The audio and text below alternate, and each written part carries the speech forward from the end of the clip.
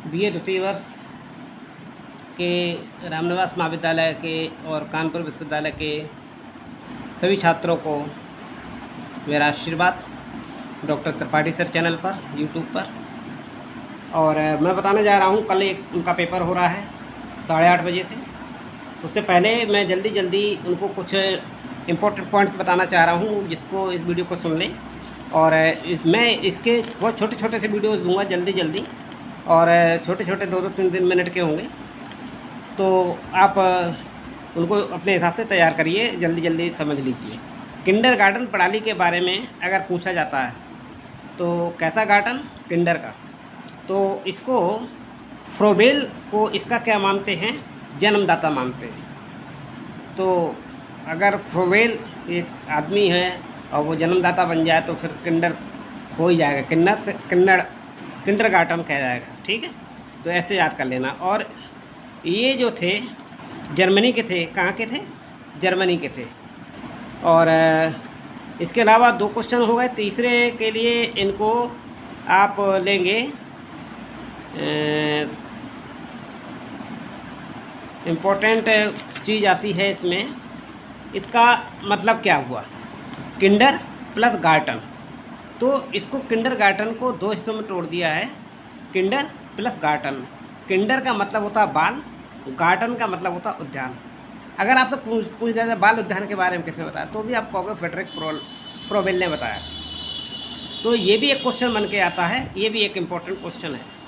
बाल्योद्यान भी इसे कह सकते हैं, जहाँ बाल रूपी पौधों की देखभाल मालिक जो होता है, वो शिक्षक जो है माली बन जाता है। तो माली जैसे करता है उस तरीके से शिक्षक माली बन करके उसकी देखभाल करता है।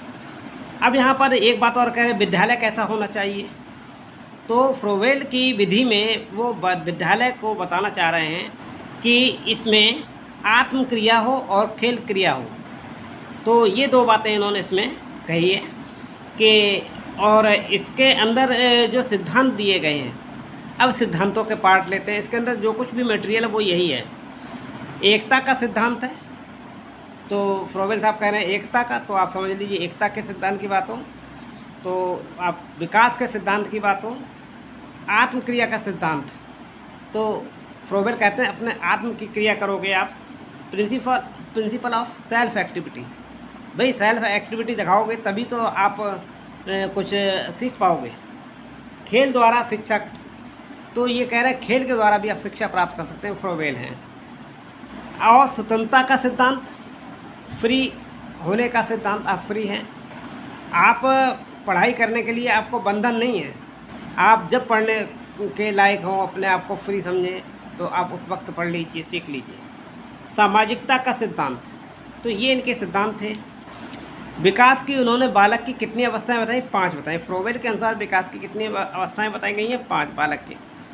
शैशव सबसे गोद में होता है, फिर गोद से बाल्यावस्था होता है, बाल्यावस्था हो जाती है, बालक से फिर वो किशोर हो जाता है, कैशोर अवस्था हो जाती है, और वरुण अवस्था, ठीक, और फिर आता है प्रौढ़ अवस्था। ये 5 अवस्थाएँ। 1 से 3 तक जब तक है वो 3 साल तक वो शिशु है, शैशवावस्था है। 3 से लेकर के 5 साल तक वो क्या है? बाल्यावस्था है। किशोर अवस्था 6 से लेकर 14 साल तक रहती है। वरुण अवस्था 13 साल से लेकर के 18 साल तक रहती है। प्रौढ़ अवस्था 18 के बाद रहती है। तो एक ये आपके पास हो गए। फ्रोबेल ने अपने मेन जो सिद्धांत दिए थे शिक्षा के, वो विकास का सिद्धांत दिया।